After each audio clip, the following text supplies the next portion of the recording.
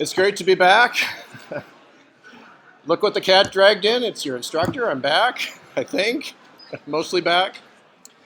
So thank you for your patience. Can everybody hear me okay? The microphones still seem to be kind of in a funny state.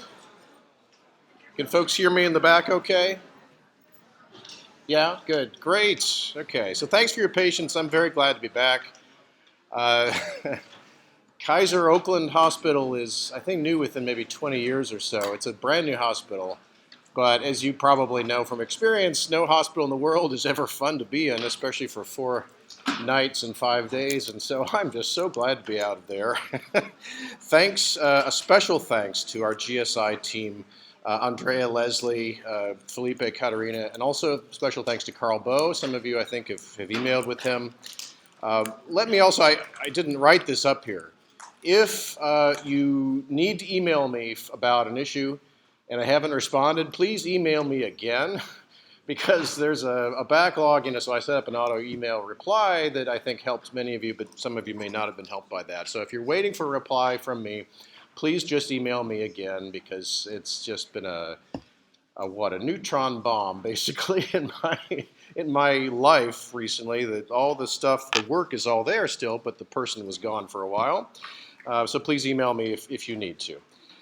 A big announcement. Let's move the midterm back from Thursday, the 5th of March, to the next Tuesday. I think that would be better. We move all of the classes ahead by one, basically, and I've changed the course calendar to show that, and so that should get you back on track with the readings and the material and all that. Let me pause there and see if there are any questions about any logistics or anything.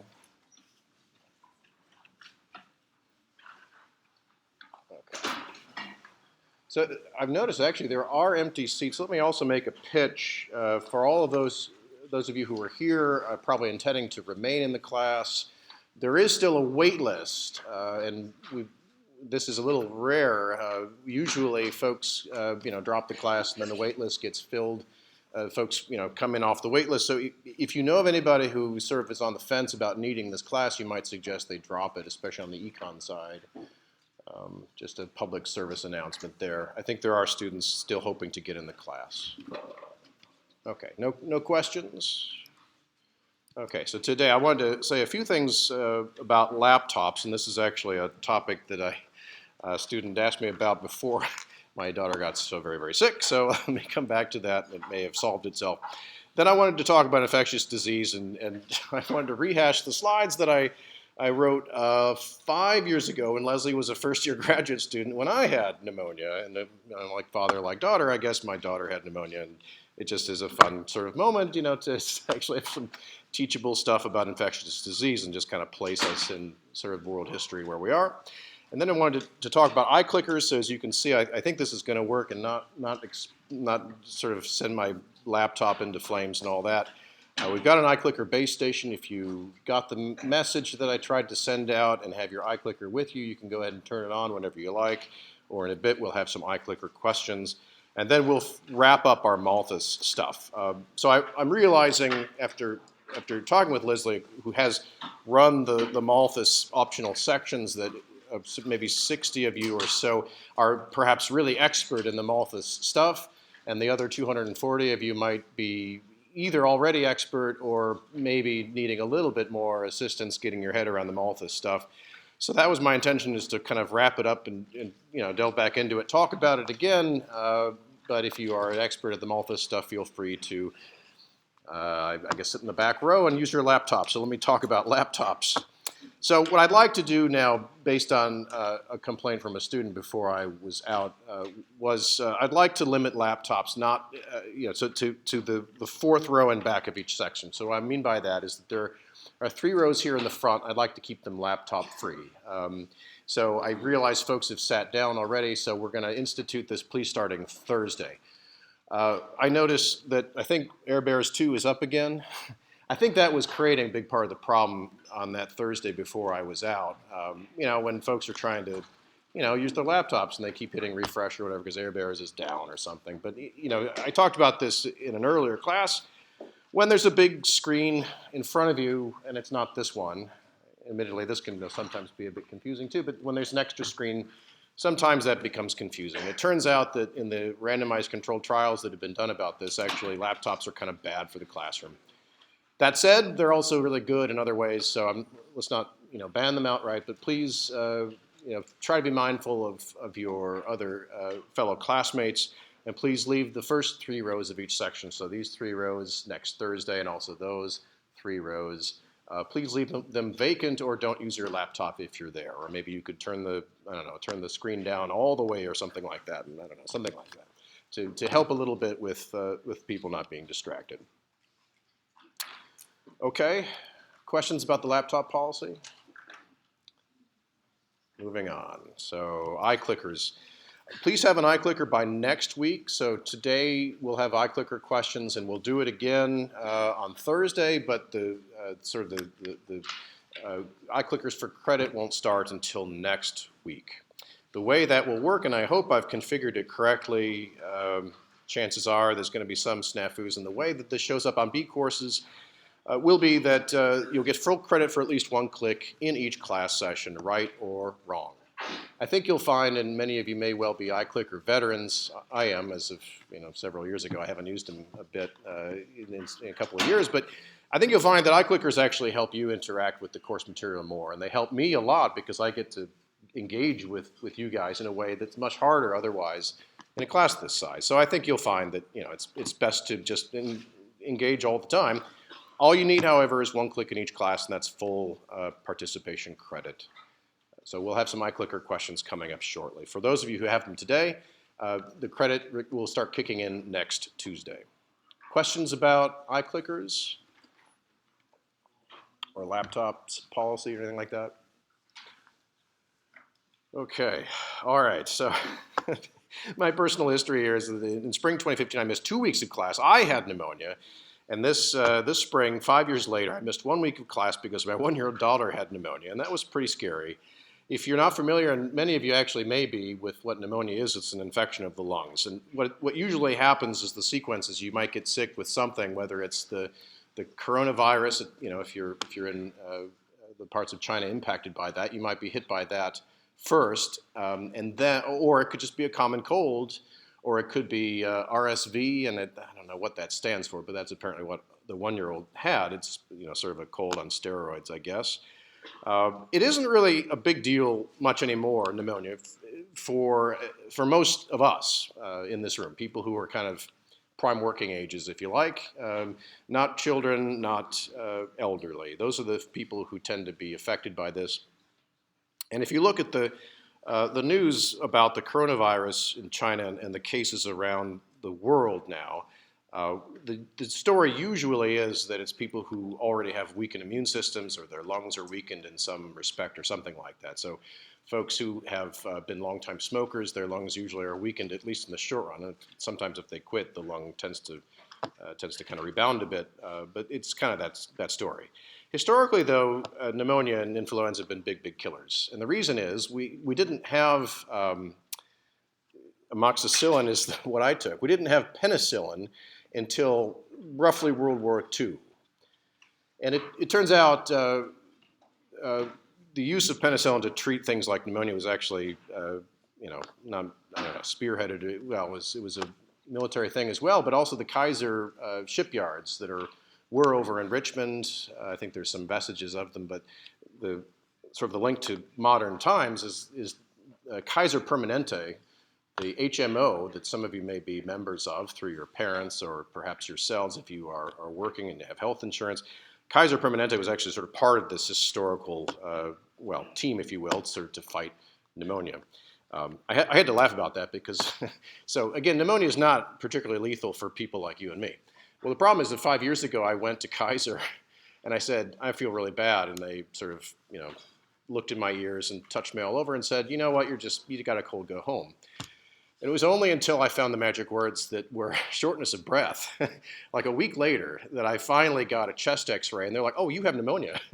I was like, I was telling you guys, but the problem is when you're in an age like we are, typically hospitals will err on the side of not giving you penicillin, not giving you the antibiotic, because there's a real downside to doing that. And so I was sick for much longer than I probably should have been. And it's the young people and the elderly typically who will get it a little bit more quickly. Are we all amateur historians? I certainly am. Even though I'm an economist, I love the history stuff of all this. This table shows, to me, just these startling statistics about the Union Army casualties in the Civil War. Why the Union Army? The Confederate Army had records that were much less well kept. The Union Army had most of what was then the federal government, of course, sort of keeping track of it all, and so we have statistics that are better. Out of about 2.2 million, and these were, I think, pretty much exclusively men, although I guess if you're a member of the Union Army, there might have been females, I suppose, but mostly I think it was men in this era. The total war deaths were about a third of a million, 364,000, and the total disease deaths were the same magnitude, roughly, so 243,000. Many of which were pneumonia, influenza, bronchitis. This guy said 21,000. A whole bunch, and this is the sad thing, this was true throughout history back to the Revolutionary War and all that diarrhea and dysentery, basically lack of clean stuff around camp, and then people not washing their hands because nobody really knew about that at the time. So historically, the burden of this was tremendous. We're talking about, total disease deaths. And if you think about the difference here, I didn't separate it out, but then the war deaths minus the disease deaths are the deaths that are actually due to people shooting you, right? Disease deaths were more. Historically, that was the sad truth about all this. And so you can tell vignettes here that this is a picture of Stonewall Jackson. If you're a Civil War buff, you know who that is. So this guy, friendly fire, and actually died of pneumonia. Arguably changed the course of the war. Another thing that's a little bit more close to home is this is a guy named William Tecumseh Sherman who actually ran this, what's now actually a dentistry. It's in San Francisco in the Barbary Coast section of Jackson Square, and it's still there. It's just kind of fun. So it was during, the Super Bowl, right? The 49ers. It was the gold rush. That's why he was here. That's why there was a bank. That's why banks had important things to do. And it turns out he was actually here, doing that sort of bank stuff and was tremendously bad at it, apparently. He was kind of bad at a lot of things in his life, actually, but war was not one of them. So he also died of pneumonia in February, familiar, in New York City. Sort of 'tis the season, if you will. And the irony there is that the chief general on the Confederate side also died of pneumonia a month later because he was a pallbearer during the cold rain of the funeral procession and decided that he wasn't going to wear a hat out of deference, and so he died of pneumonia also. So pneumonia. This is the thing. You would often die of infectious disease in this era, and thankfully that's not so much the case anymore. Just to say a few more things about this, so this is usually called the epidemiologic transition. In this class, we talk about the demographic transition, which is correlated in time at least, but that has to do with shifting from large families with very high mortality, part of which, of course, was due to the infectious disease burden. This is referring, I think, in large part really to public health and the improvement in public health because of the growth of cities and population growth that sort of, produced this desire and need to do it. And of course, one would imagine, well, how do you know to do it? And a big part of the story about population growth is what it does to human knowledge. Perhaps you could think about it as trial and error, that you get a bunch of people living together, and if they all start dying, it's obvious something's wrong. The other part of this, of course, is how do you know what to do about it? And you have to have somebody with a good idea. One of the big dimensions there is the feeling that having more people around produces this benefit. They talk to each other. They share ideas. There's division of labor, so some people can spend more of their time working on ideas. Those are the kinds of jobs that many of you will go into, kind of the idea economy, if you will. Coming up with new ways of innovating things, not just, say, digging ditches or delivering milk or something like that, which are, of course, perfectly useful and important things to be doing. The development of knowledge is a big part of this then, sanitary and medical knowledge, and inoculations, and much later, actually, vaccinations. And of course, that's recently, although I would say not too recently been a big deal in California. Since I last taught the course, there had been a big bunch of changes that removed a bunch of the challenges with vaccinations and, well, people refusing to do vaccinations, and just how possible that was after some legislative action here in California. So here's a map of a pie chart of the causes of death back in 1900, which shows that these communicable diseases, pneumonia, influenza, a big part of all this, tuberculosis also communicable. Cancer is a very, very small killer. One part of this, of course, is that you have to basically get through all this stuff in order to get killed by cancer. That's why cancer was a small share of all this. Sort of the same thing, really, with stroke and heart disease. You have to be alive long enough to actually hit the ages in which those start to really take their toll. In 1998, of course, the big story was all about heart disease and cancer, and pneumonia and influenza are still a killer. 4% of all deaths. It's not really as significant as it used to be. So this, and we're about to talk about the coronavirus in China, but this graph kind of points out the clear and present danger, the fear of what could happen again. It happened in 1918, and of course the year 1918 is special for a couple of reasons. One is the end of World War I, but the other is this enormous spike in the death rate to pneumonia and influenza here. This is in the United States.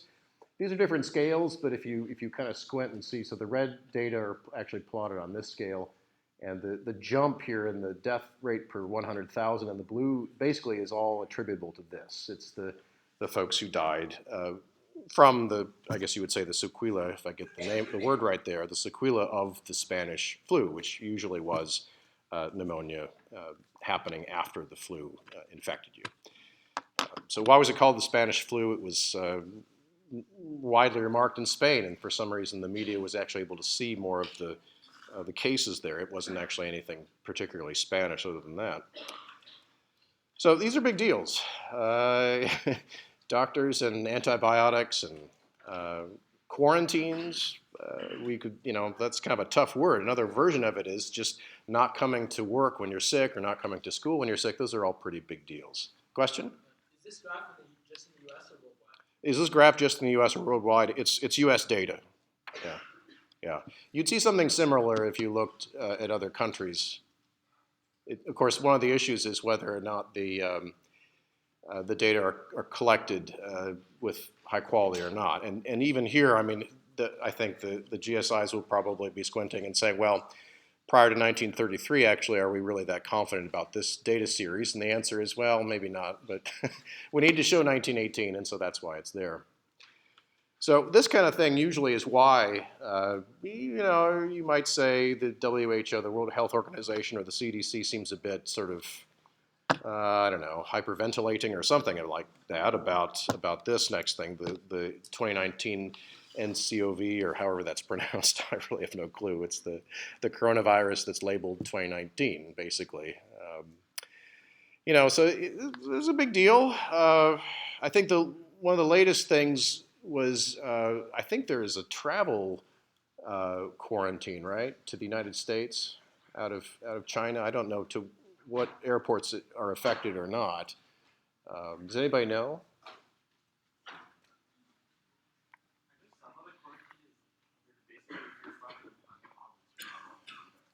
Basically, if you're from Wuhan province, you're not allowed to leave at all.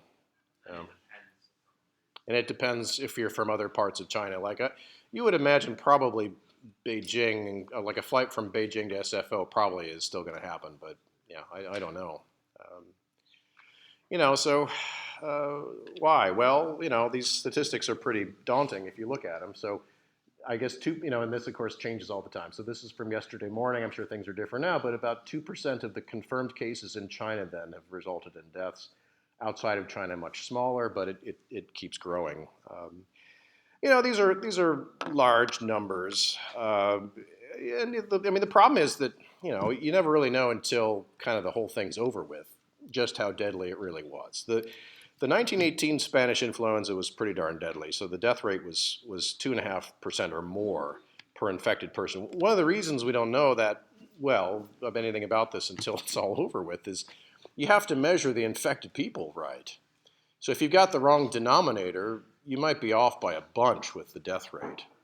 And, I mean, do you have, I don't know, do you have the coronavirus? I don't know, I just feel sick. You have to go get the thing, sequenced, basically. So it's much easier to do that now. It kind of makes one wonder whether this death rate from Spanish flu really was, in fact, this high. And I don't know. I'm not an expert about that. But, with about, well, goodness, with 102 years of thinking about this, I think we're probably a little bit more sure about what was happening.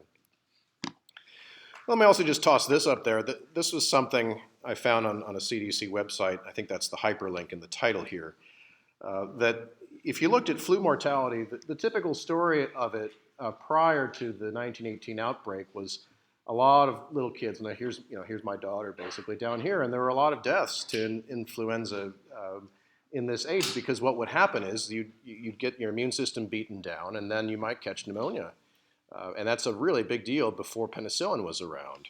It also was a really big deal starting all the way, so here I am in 46, and so I'm already in the bad zone. You guys are down here though, so look at that, you're okay, right? You are, it's true. You're healthy individuals, some of you may be less healthy, but on average you're healthy individuals. And you generally don't have much to fear, except of course, had you been alive in the Downton Abbey, right, of this period, if you had actually seen that show or not. But here was this remarkable sort of spike, a W shape rather than kind of a U, and I'm still not sure that's really understood exactly why this was the case. But that was sort of frightening at the time.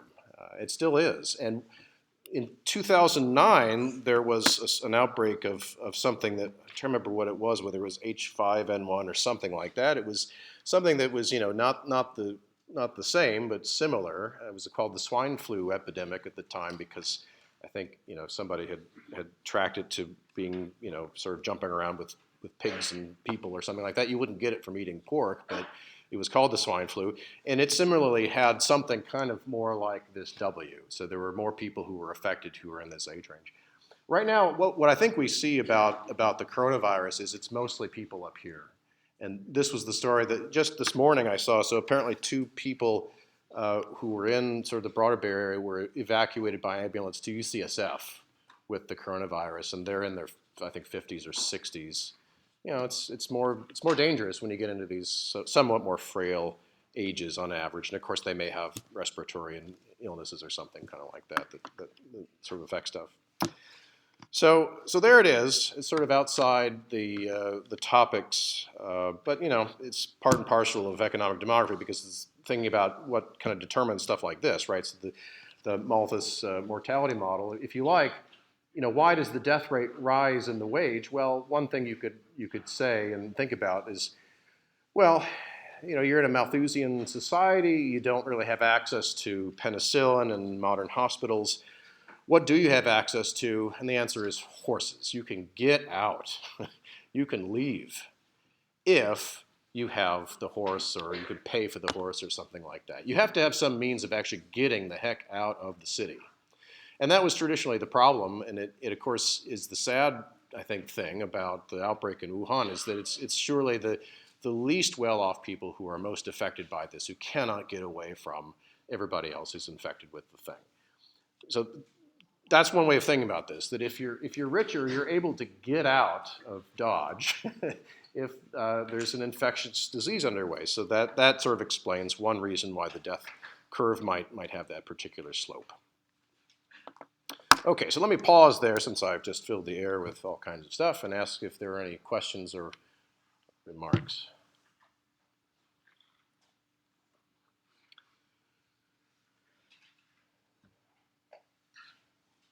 Infectious disease. So much fun. Not really, but it's very good to get past it, that's for sure. And let me tell you, so my daughter had the same antibiotic, amoxicillin. That was the same one that I was on too. So I could chip off the old block. Okay, so let's try an iClicker question. Let's see if I will press this button to start it in a minute. Why don't you take out your iClickers if you have them. If you don't have them, that's cool. Just try to get one for next week and also next Thursday if you can. And now let me just walk you through this question and let you have a minute or two to kind of look at the answers. Suppose fertility preferences fell across the board. What do I mean by that? Suppose the preferences for children were just lower, so the birth rate is just lower. Think about what that means in these two graphs and what it would do to the long-run equilibrium here in this Malthus economy. And so I'll leave you to read these different options here, and let me start polling and see if this works. Okay.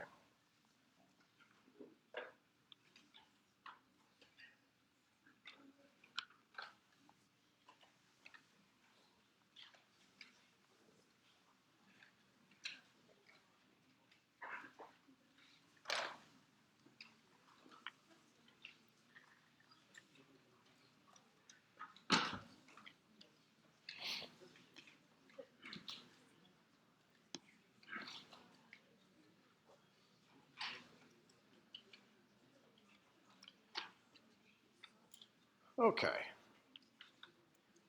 So I'm going to stop polling. I'm just going to count to 3, and then I'm going to stop polling. I guess, well, okay, people are still clicking, so we'll extend a little bit. Feel free to discuss with your neighbors and your friends.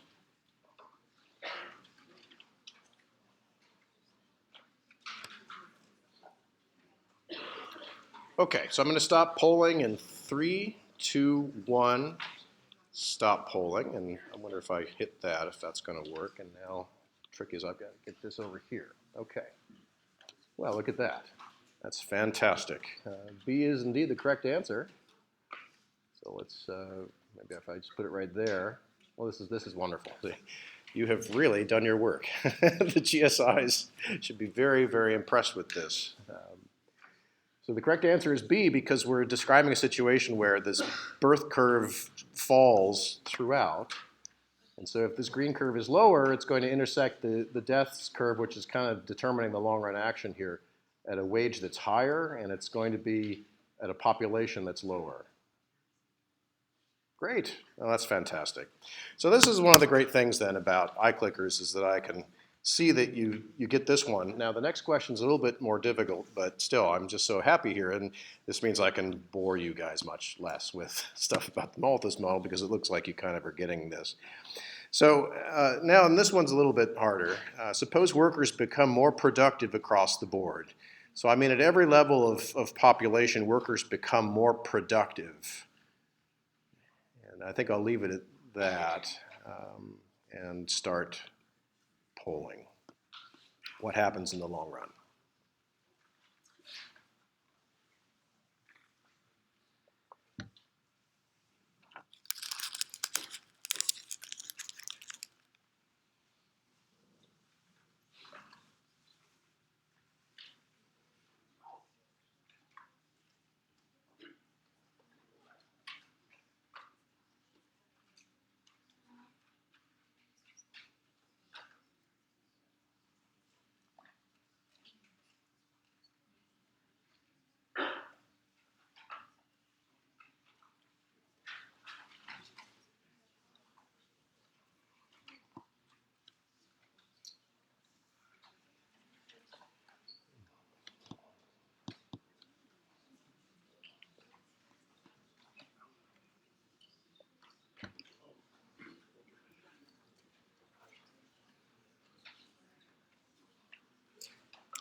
Okay, so let's go ahead and make a final call.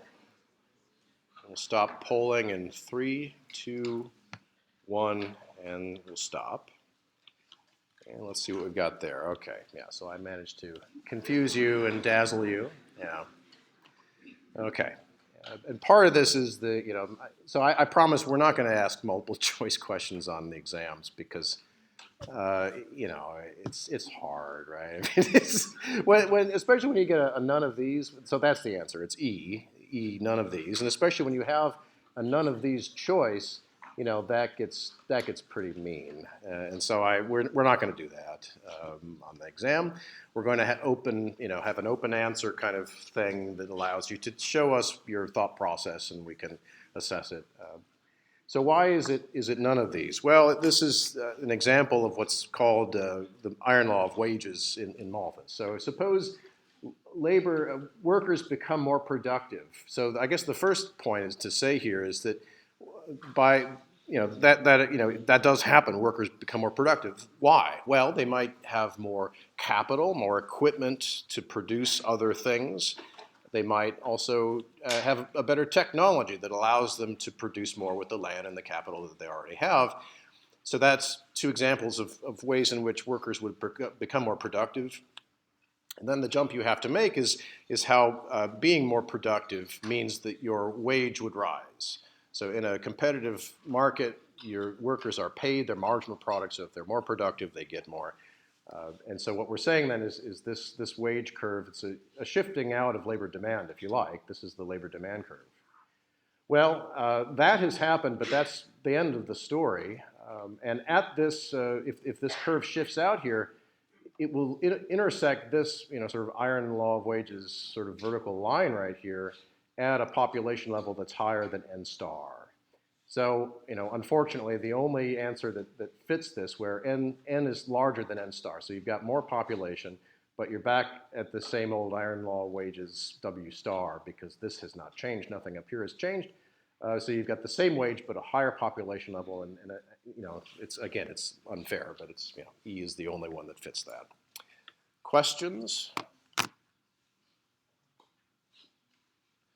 The Malthusian model is, I'm really very impressed that you guys are getting this. This and the solo growth model are pretty challenging. They're markedly different from, the standard thing of, you've got an X, right? You've got a supply and a demand curve. There's the demand, there's the supply. Underneath all this is something kind of like that, but the special thing about the Malthusian model and also the solo model is that stuff changes over time. So let me pause before I make that point any further and ask if there are any questions about this, since there was some confusion.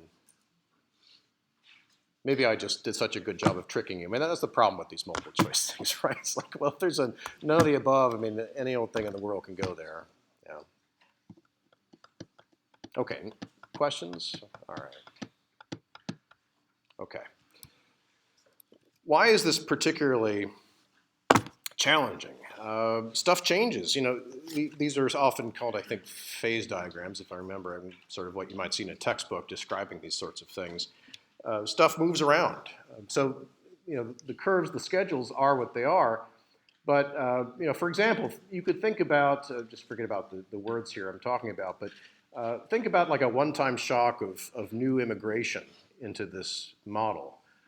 So the story would be that before the immigrants arrive, we're hanging out here at N star and W star. When immigrants arrive, they raise the amount of labor, provided that they don't bring new technology or new capital, and of course they might. But so the amount of labor in the economy rises, and it would intersect this labor demand curve basically here at this point, where the wage is temporarily lower. At that point, what you'd find is that births would be lower and deaths would be higher because the wage is below this W star.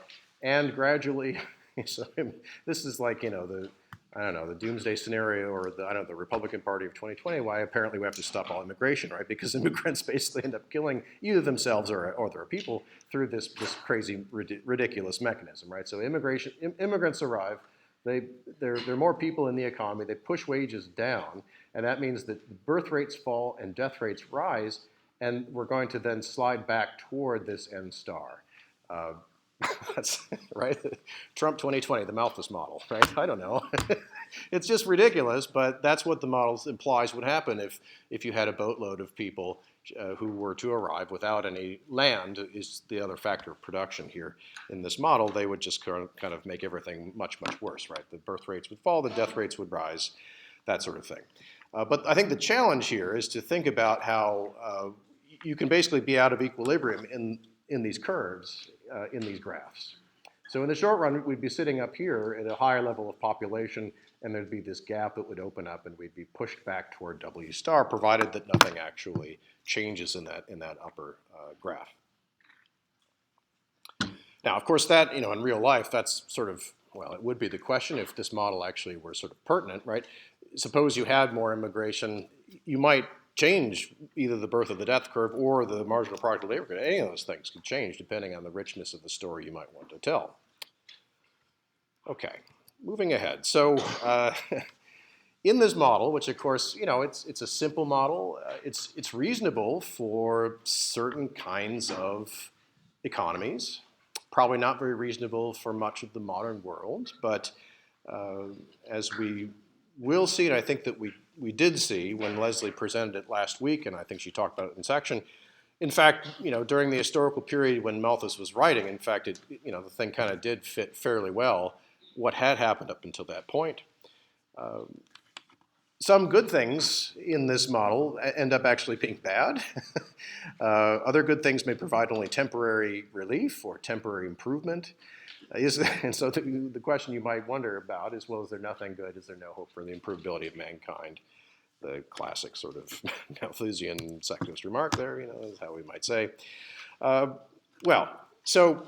Let's think about this just to get our heads around using this model, and it'll help us in somewhat more realistic models that look a lot like this. And so this really was happening. That the smallpox vaccine actually developed around this time. I had a good, so when I read that, I was like, is that really true? And the answer is yes. So prior to this, vaccines didn't exist.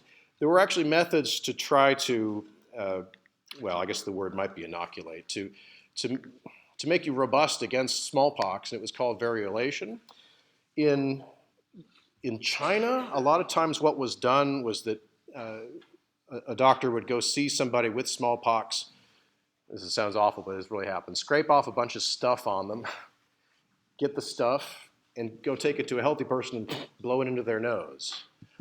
That was called variolation, and it actually would produce some immunity. It might also kill the person. So, it's like vaccines are actually a similar story, not anywhere near as extreme as that. There are side effects of vaccines, but they are typically very, very low rates of side effects, much, much lower than this earlier method of variolation that was replaced. So vaccines actually came along here, meaning it was a chemical like a shot kind of thing. So in Europe, they had slightly different methods, but all around the world, people tried to basically get ahead of smallpox in this way. The other fun thing here is that Jenner was the guy who developed this. He was born in a town that, if you look at it on the page, it's spelled Berkeley, but apparently it's pronounced Barclay in Gloucestershire, which is kind of a fun little thing just to impress your friends.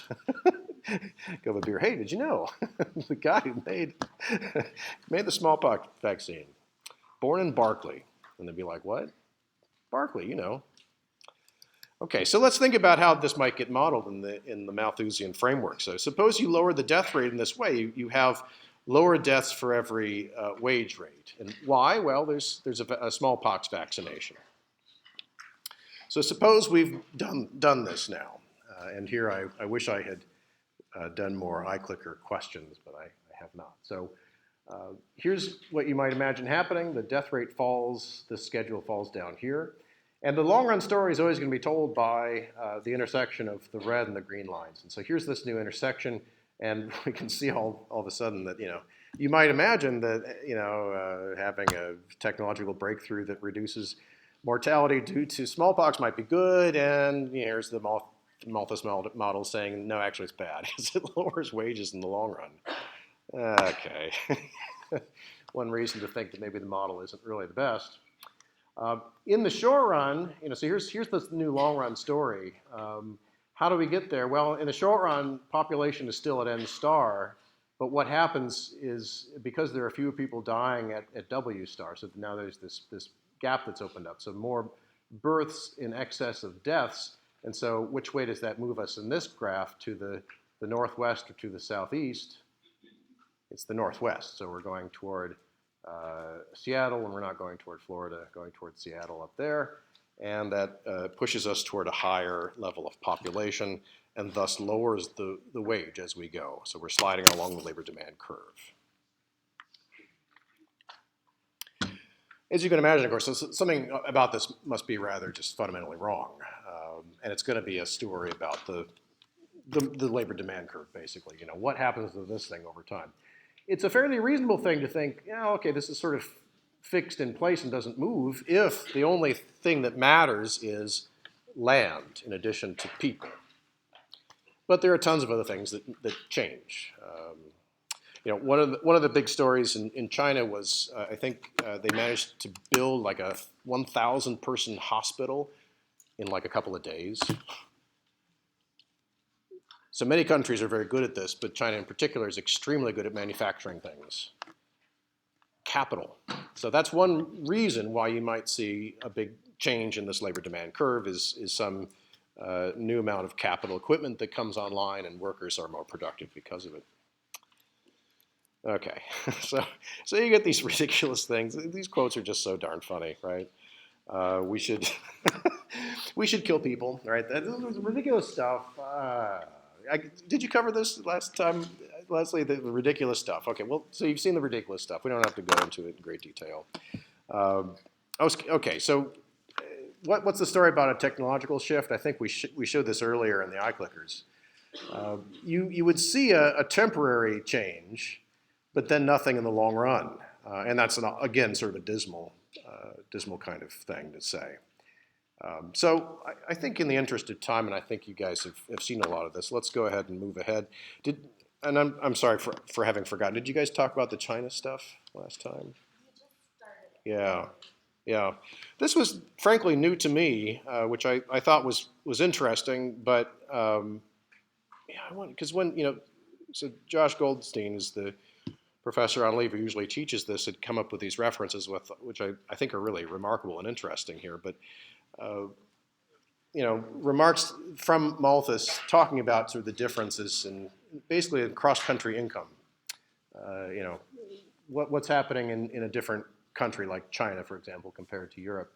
And apparently what he saw was that relative poverty may be traceable to higher fertility, and in particular, higher rates of marriage earlier.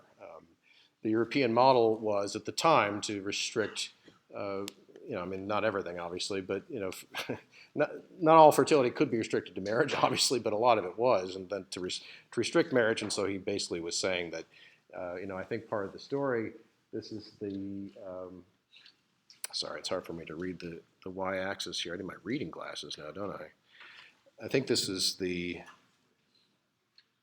subsistence ratio. So a story about the wages basically being extremely low in China. And he saw it as an issue about family size, basically, and the time of marriage. So, yeah, I don't know. I think that would be interesting to assess, but something tells me that Malthus probably was coming up with something that he thought fit his model, which is, of course, a lot of what scientists do sometimes, and sometimes they're right and sometimes not. Okay. Why don't we move ahead here? Okay. What we're going to do in the lab is to assess this Malthusian argument in history using data out of Sweden. And so Sweden's got a very lengthy time series of things, especially the death rates, which I've seen going back this far, and apparently there also are birth rates as well. That's the kind of motivation here, is that Sweden provides this very interesting view of the history of all of this during a period when many other countries didn't have it. What can we say about the relevance of the Malthusian model and when the relevance may have been changing? So here's a scatter plot showing a pretty clear downward sloping relationship between the crude birth rate and the crude death rate here during this period prior to things really kind of taking off in the Industrial Revolution starting in the 19th century. And so the story is going to be that you can see, because these things stretch all this way, stuff starts to get pretty interesting once we hit, here, 1800 and later.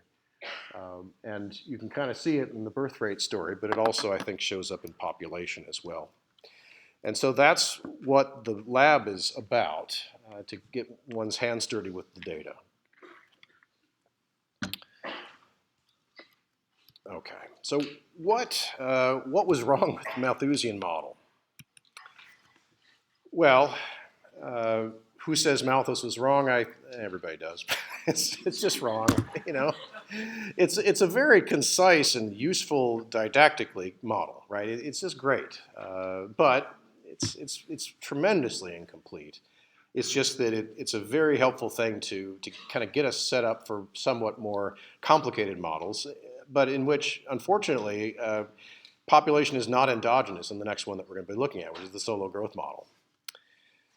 So it's certainly true, and I think, again, the zeitgeist here is that maybe we are overpopulated in a global sense, especially right now, and after the disaster last night in Iowa, it's hard to think positively about what's going to happen between now and 2024. And we're pulling. The U.S. is pulling out of the climate agreement the day after the election, apparently on schedule. You have to think about this thing in a more broad sense. What are we doing to the globe, and what ramifications are there going to be for our own survival in some extreme sense? The thing about climate change, right? There's a reason that earlier I was saying, a lot of these pneumonia deaths, at least of the famous people, were in February, which is where we are right now. Well, what do you think happens with climate change? Stuff gets more variable. It's not obvious that it always sort of pushes us in one way or the other. But when weather changes, the sad thing is that the most vulnerable among us are really still quite at risk of weather changes. So that's kind of the big question, I think, now. Now, the problem is that weather, of course, is not in the Malthusian model, but the point of it all, is still broadly applicable. Are there some kinds of feedbacks that are going to produce some really bad outcomes? And I think it's plausible to say, well, especially for vulnerable populations in developing countries, especially for the very young and the very elderly all around the world, climate change is a real potential problem for their well-being because of seasonal variation in mortality to things like infectious diseases. I can't imagine that there'd ever be, just through that alone, enough destruction to, sort of reduce human population sizes. But it certainly raises this question. So we're going to come back to that. That's kind of what we're headed toward, I think, is a modern grappling with these questions and what we can say about them. And there are economists who have done a lot of thinking. So not this last year, but the previous year, the Nobel Prize in Economic Science, it's not quite I can't remember what it's called. It's not actually a Nobel Prize, right? It turns out. It's something that goes along with the Nobel Prize, but anyway, it gets awarded to economists and sometimes to historians. And so the prize in 2018 was awarded to William Nordhaus, who's a professor at Yale, for thinking about this, about climate change in an aggregate sense, and what we can maybe do about trying to move us in the right direction there. So we'll be coming back to that. Well, so what, in the short run, can we do before we kind of hit that up and think about it? And Nordhaus uses models that are more complicated, that include things like population density, like capital, which we'll talk about in a sense in a bit. So one of the things that gets left out here altogether is in the Malthusian model, it doesn't really matter how many people you've got. There's no density to the population. They don't live in cities. They don't talk to each other, and they don't figure out how to do things better. And so that's kind of the first stop on where this might be sort of lacking. There's great interest these days in thinking of how to get people to live in cities more. We're living in a fairly urban area here. New York City, of course, is a whole other story, and places like Beijing and Tokyo are also just these enormous, fantastic metropolises that have these benefits of increasing innovation in part, because the challenges of density sort of lay clear what it is that you need to do better. And they also get people together thinking about things and imagining new ways of doing things, which is probably the real magic. So that's something that's really missing here, and that's what we're going to be talking about when we look at the Esther Boserup reading coming up. The ways in which population density might actually spur people to do things differently, more smartly. The question is, are they really incentivized and spurred to do things differently? And you need to have the right incentive structure to actually do it. Another thing then is what happens if you add capital, and so that's going to be the thing that the solo growth model takes care of, and we're going to look at that next. So with one fixed resource, there's not a ton that you can say about what people can do because you can't really build more land in an obvious way. But you can build more capital that helps you, farm more productively. That's kind of one of the big stories about human history, pulling more nutrients out of the earth, fueling our escape from starvation and hunger. I don't think that's in the lab, but that's another big part of the story, actually, was that, the talk about seasonal, seasonal deaths. One part of it is communicable diseases. Another big part, of course, about seasonality is that crops are seasonal. You get a big harvest in the autumn for most crops, not for everything, but certainly for the big, grains. That's the big story. And the problem was that if you would have some kind of big disaster that would destroy a bunch of the crop, you'd really be out of luck. There'd be no way in earlier societies of trying to buffer against that. So there are a couple of things to say about that. One is, I guess you can think of capital that actually lets you store the stuff over time. Another is the development of markets that allow you to trade stuff across the hemispheres of the earth is a real big one. And if you look historically at data, like from Sweden or things like that, you'll see that sort of thing as well, that the seasonality, the ups and downs of production along with mortality seems to have changed rather drastically over time. So because we've got time, let's go ahead and start. Let me pause and ask for questions, but let me start the solo growth model.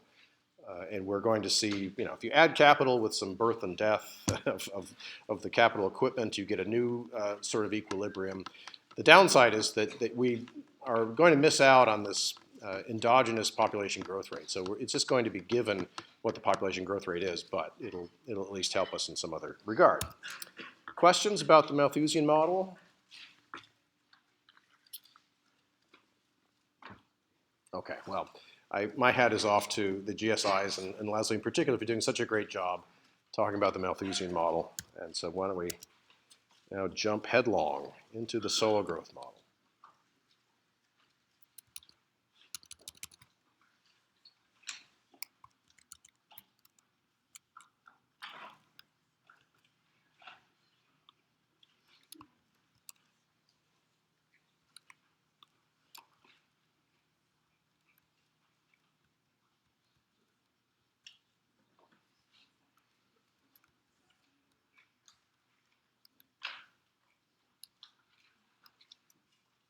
Okay, well, I think this might be a good place to start. How many folks have seen the solo growth model in intermediate macro? Oh, good, okay. Yeah, so maybe a third of the class there. I think the most confusing part about the model is that stuff gets expressed per person. And maybe that was done in intermediate macro as well. Once you've seen it once or twice, I think it's okay to just kind of run with it. If you haven't seen it before, I think it might strike you as very strange. So there are a couple of different ways of running with it, and so we're just going to go ahead and stipulate it. And if it bugs you, come to office hours, and we'll step through kind of why this is okay to do it this way. But if you're good with it as it is, I think that's probably great. So we're going to talk about capital per person. We're going to talk about output per person as being a function of capital per person. And the math here is kind of parsimonious, but that's, I guess, kind of a good thing. output per person is a function of only one thing, and that's capital per person. So we've actually done away with land as being a factor of production here. It's not even in the model anymore. All we have is capital. If you have land in there as well, things get more mathematically complicated. And the point is to think a little bit about what capital does for you and what it doesn't do for you. So if you're willing to suspend that part of disbelief, that's probably best. Where does capital come from? The answer is it comes from a rate of saving out of your income. And then saving per person is this saving rate, little s, times the income per person. So income per person or output per person are the same here because we don't have a foreign sector, and they would normally kind of be similar anyway. It's your consumption plus your saving is equal to your, and there's no government either. Consumption plus saving is equal to your total income. And the way to think about this then is there might be a saving rate per individual, which you could imagine. That's actually probably pretty hard for you to imagine as a 20-year-old saving anything out of your income, out of your paycheck. I certainly was unable to save anything out of my paycheck back when I was your age. As you get older, so if you think about your parents and grandparents, they save money out of their paychecks and put it into the bank or into the stock market or into the bond market or something like that. And that's exactly what you want to think about here, that there's a saving rate out of income at some particular rate. And so we're just going to specify that as being a number like 10% or 20% or something like that. That's where capital comes from, but it also gets destroyed. So there's a depreciation rate of capital. And what we mean by that, well, what is capital? Well, it's for example, this lecture hall. And I mentioned that this is the very same lecture hall that I was in 20 years ago as a GSI. It's depreciated a bit since then. The video hookups are not what they once were. If you were to walk that way, you would get to the brand new, I think it's a faculty building technically, but that's a brand new piece of capital and it's fantastic and all that. That's depreciation in action. Depreciation is like a sort of a death rate of capital. A little bit sort of dies per period. Another way of thinking about a depreciation rate is it's what happens to your car. I think about this all the time. Our younger car is 11 years old, and she is just depreciating all the darn time. It's a pretty obvious thing, too, if you ever bother to look at the tires, which, of course, one tries not to, because if you look at the tires, you will realize you have to buy new tires because they have depreciated. The rubber is worn off on your tires, and you're going to have a car crash if you don't get new tires.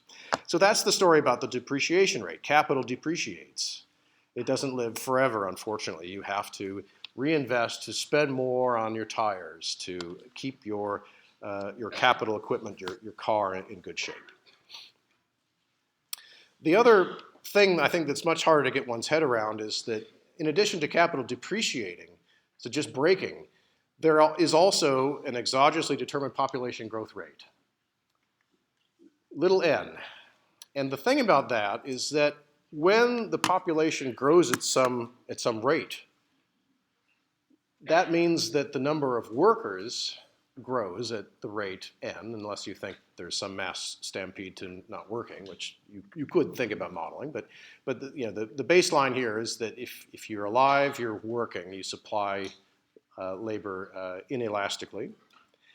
And so if there are more workers around, that means that the population growth rate is sort of like the depreciation rate, because it means that a particular amount of capital equipment needs to be spread across more people than before.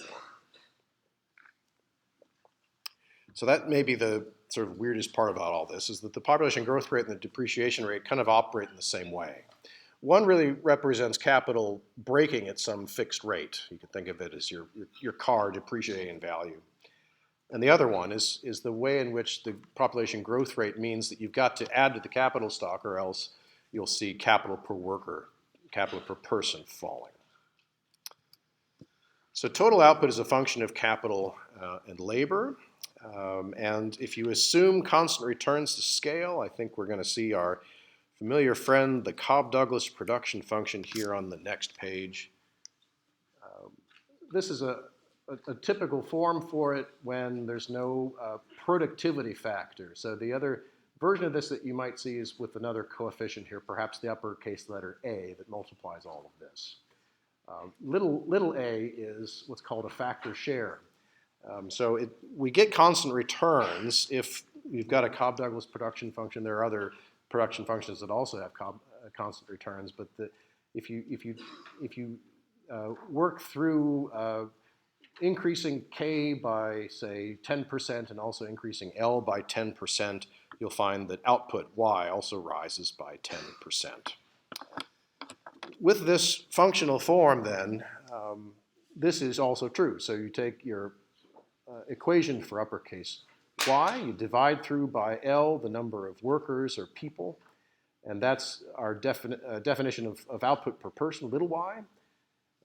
Dividing both sides here by L, the algebraic means that you've got k to the a and times L to the 1 minus a divided by L. So the rule there is you subtract the exponents for the common base here, L. So L's in the denominator. You get L to the 1 minus a and then minus 1, and that's how you end up with L to the minus a, or if you like, k over L to the a. So that's rather quick for sort of an algebraic narrative there. If it was confusing, I apologize. We can talk about it in office hours. But the bottom line then, again, is output per person. And this is going to be a number like, so today, income per person in the United States is something like maybe $55,000 a year. That's what this is. And the point is, it's a function of the capital per person to whatever parameter this happens to be. And this is usually estimated to be about 0.3 or 1/3 or something like that, little a. The other interesting thing about that is that little a is also the share of income that is earned by capital.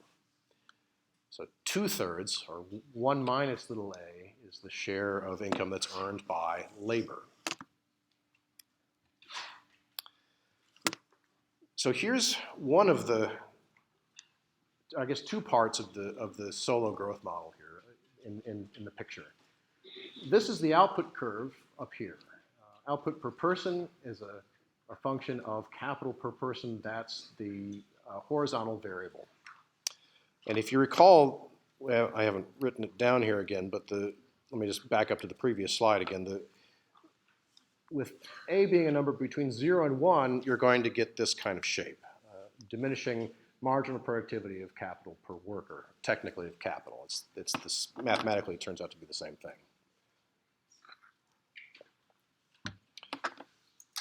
So same concept, right? The more capital per worker that you have, the more output per worker you get always. So the thing's always rising, but it's got this concave shape. You get less and less bang for your buck with more and more capital per worker.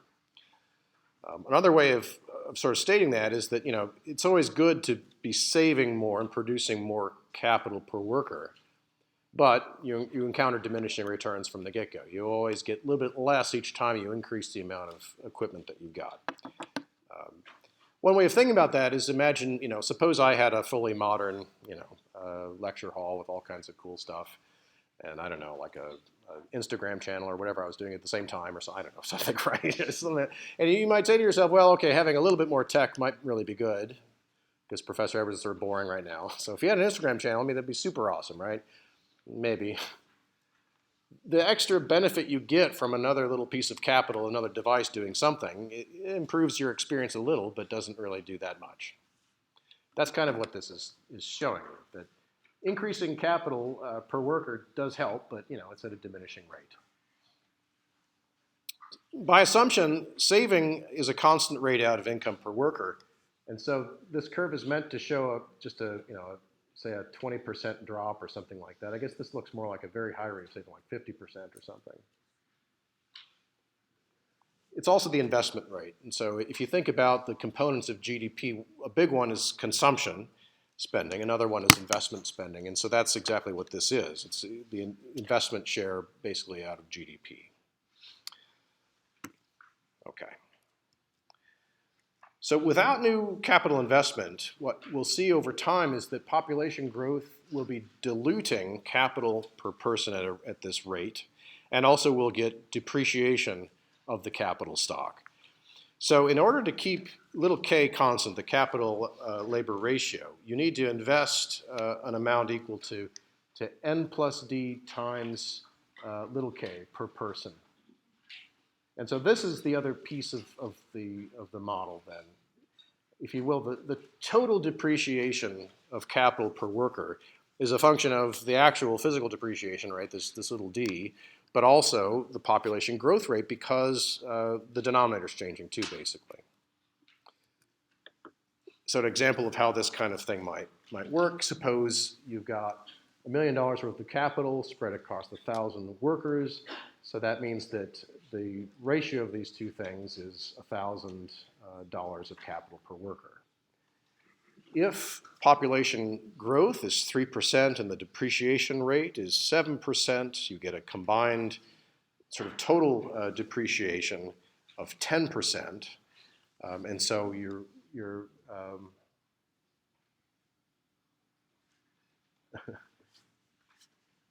losing 10%, which then is this 100. I'm wondering what all this math is.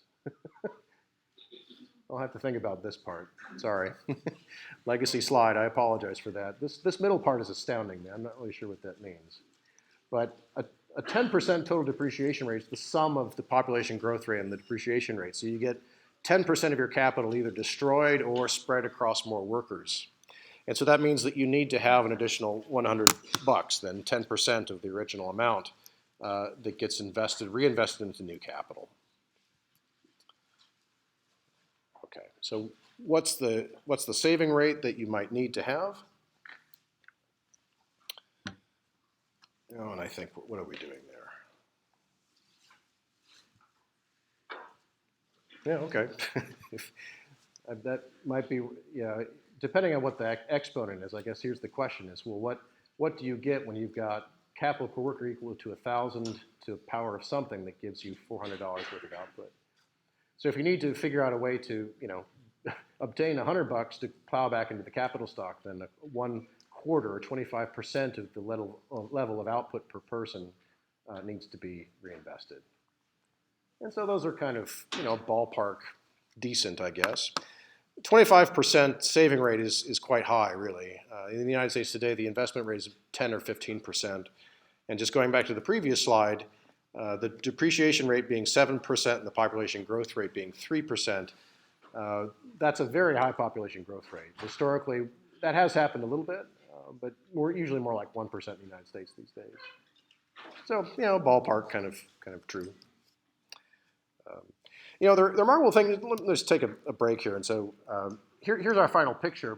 So you've got all these parameters here in the Solow growth model. Let me just say that, okay, part of this is you guys are learning this game of the Solow model and the Malthusian model to do well in the exams. It turns out if you go and get a PhD in economics and work in Washington, D.C., you'll actually use the Solow growth model to advise policy. It's that good. It's just that it needs a few extra bells and whistles. But the remarkable thing that I found out was, having seen this stuff in action, is that this really is real. It describes real economies in a very nice and parsimonious way. But what are the keys? Well, you've got to get the parameters right. They have to be roughly right to approximate reality. And it turns out once you do that, you actually have a lot of power at your fingertips to say some pretty important things about policy. It almost seems like ancient history now, but so prior to 2018, the House and the Senate were held by the Republican Party in addition to the presidency. And so what was the major piece of legislation that was passed prior to 2018 when the House became Democratic? Does anybody know? Like, what did it do? A major piece of U.S. legislation that was passed and signed. You guys are like, dude, I don't know. He's done so much. I have no idea, right? Wall, I don't know. Restriction on Greek cards? Okay, so we're all exhausted from everything and also from, almost a full class period. It was the GOP tax plan. And one of the things about this was effectively this kind of analysis. Thinking about what a change in the tax rate on capital would do to the economy, and the punchline is it was supposed to have increased capital investment and capital per worker and made everybody better off.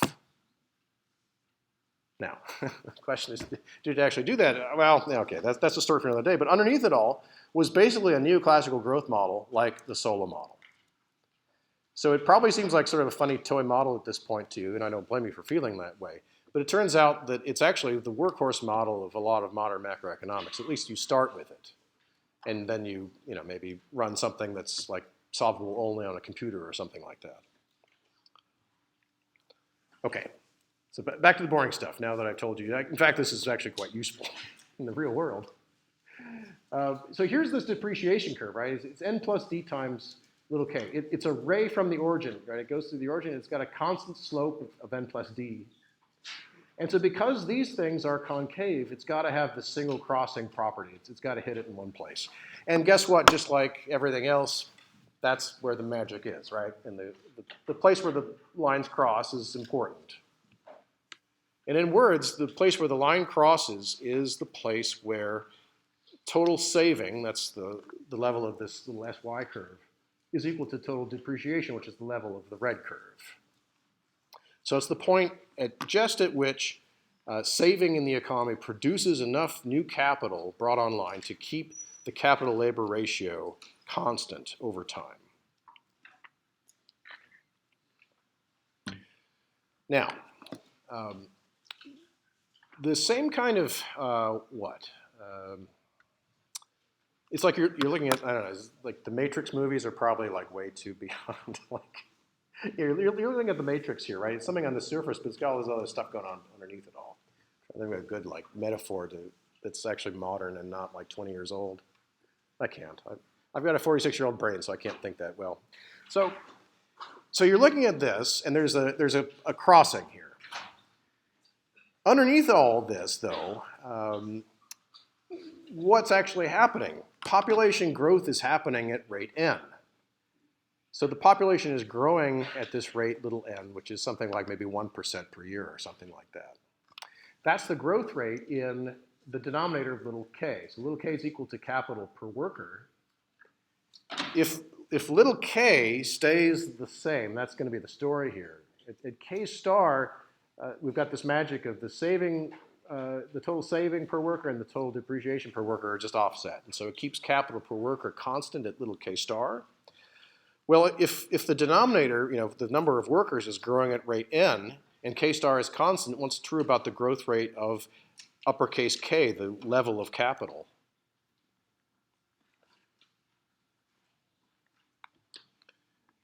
So again, an iClicker question would be perfect right now. It's the same. It's exactly equal to the growth rate of labor. It has to be, otherwise little k would be changing in some way.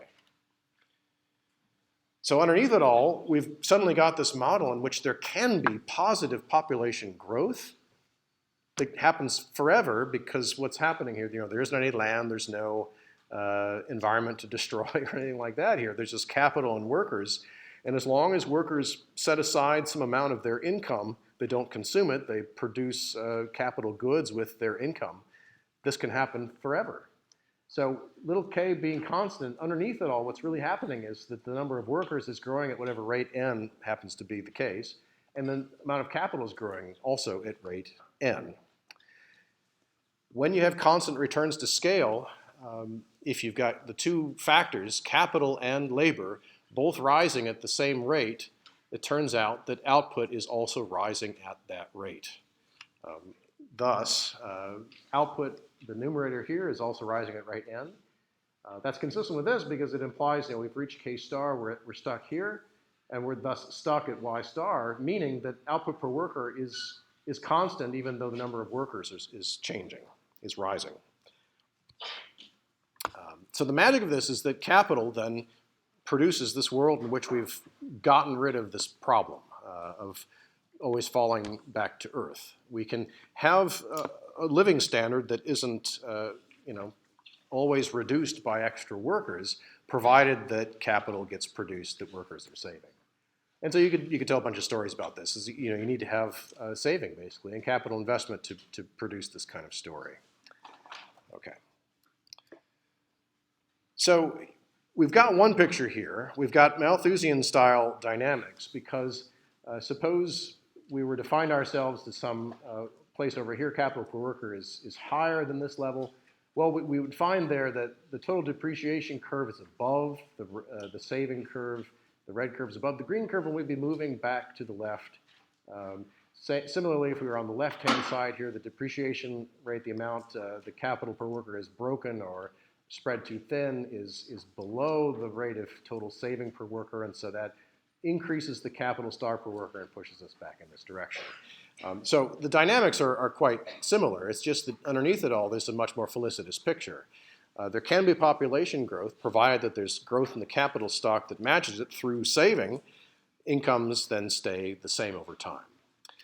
Now, of course, having said that, you might then say, well, all right, Professor Edwards, you've managed to show me a model that still doesn't really match reality particularly well, right? Because what has happened to standards of living, of income per person over time? It hasn't stayed the same, right? It has risen. So the next stop on that train would be, well, in addition to capital accumulation, there's also technological change. And when you get to graduate school, you'll see a version of the Solow model that actually has technological change that works in the exact same way, basically. Questions? Okay, see you Thursday. Thank you.